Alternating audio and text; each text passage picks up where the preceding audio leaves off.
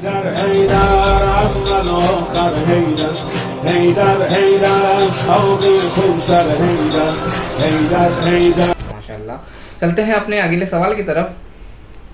सवाल है शादीशुदा लोगों के लिए. एक शादीशुदा जिंदगी के लिए कौन सी चीज़ों की ज़रूरत होती है? یہ سوال تھوڑا طولانی ضرور ہے. کوشش کروں گا مختصر ذریعے سے بسم اللہ طریقے سے اس کو حل کیا جائے. سب سے زیادہ اہم اگر ہم یہ دیکھیں ایک دو انسانوں کی زندگی کے لیے، ایک زندگی کو بہتر بنانے کے لیے، وہ انسان کا احسان ہے کہ انسان اپنی زندگی کے اندر اثار، قربانی اور احسان کو جگہ دے. جیسے مثلا ہم دیکھتے ہیں معاشرے کے اندر طلاق کا ریشو بہت زیادہ بڑھ رہا ہے. اس کی ایک وجہ یہ ہے کہ ہم احسان کرنے میں، اثار کرنے میں اب یہ سمجھتے ہیں کہ اگر ہم نے احسان کیا، ہم نے اثار کیا تو گویا ہماری ایگو ہرٹ ہو گئی، ہم چھوٹے ہو گئے. بلکہ ایسا نہیں ہے. بلکہ اگر انسان اپنی زندگی کو اثار، قربانی اور احسان کے ذریعے سے چلائے تو زندگی کام، مثال کے طور پہ بیوی کہے کہ مجھ پہ گھر کا کام کرنا تو واجب نہیں ہے، میں کام انجام نہیں دے رہی، تو اس کے بدلے میں شوہر یہ بھی کہہ سکتا ہے کہ تم مجھ پر بھی خالی روٹی کپڑے مکان کے علاوہ کچھ دینا واجب نہیں ہے. اگر شوہر ایک زوجہ کو، اپنی زوجہ کو ایک اچھے لائف اسٹائل پرووائڈ کر رہا ہے، ایک اچھی غذا پرووائڈ کر رہا ہے، اس کے اسٹینڈرڈ سے بہتر اس کو چیزیں دے رہا ہے، تو ادھر خاتون کا بھی فریضہ یہ ہے کہ اس کے احسان کے بدلے میں اس کو تھوڑا کام کر دے.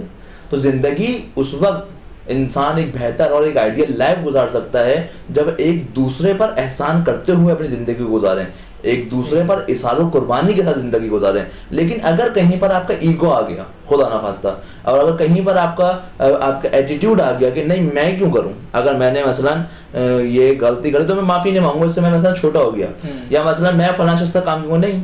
یہ جو رشتہ ہے یہ محبت کا رشتہ ہے. کہ خداوند متعال قرآن میں ارشاد فرماتا ہے کہ جب دو کا آپس میں نکاح ہوتا ہے تو میں ان کے دل میں مودت کو پیدا کرتا ہوں. یہ مودت خدا پیدا کر رہا ہے، اور ہمارے سامنے کچھ ایسی ہستیاں موجود ہیں جنہیں ہمیں آئیڈیلائز کرنا چاہیے اپنی زندگی کے اندر. جناب سیدہ اور مولا کائنات کی زندگی، کہ جب مولا کائنات سے پوچھا گیا، رسول خدا نے پوچھا کہ آپ نے فاطمہ الزہرا سلام اللہ علیہ کو کیسا پایا، تو کیا فرما رہے ہیں؟ اچھا، وہ ان تمام شکووں سے بڑھ کر یہ ایک الگ مقام ہے کہ انسان اخلاص میں اس درجے پر فائز ہو. کیا فرمایا؟ کہتے ہیں کہ راہ خدا میں بہترین مددگار پائے. تو انسان یہ سوچے کہ اس کی زوجہ کے اندر کیا کوالٹیز ہونی چاہیے، یا ایک زوجہ یہ سوچے کہ اس کے شوہر کے اندر کیا کوالٹیز ہیں. تو وہ بہترین کوالٹی جو ہے وہ یہ ہے کہ وہ راہ خدا میں، راہ الہی میں، راہ معصومین میں اس کا بہترین مددگار ہو.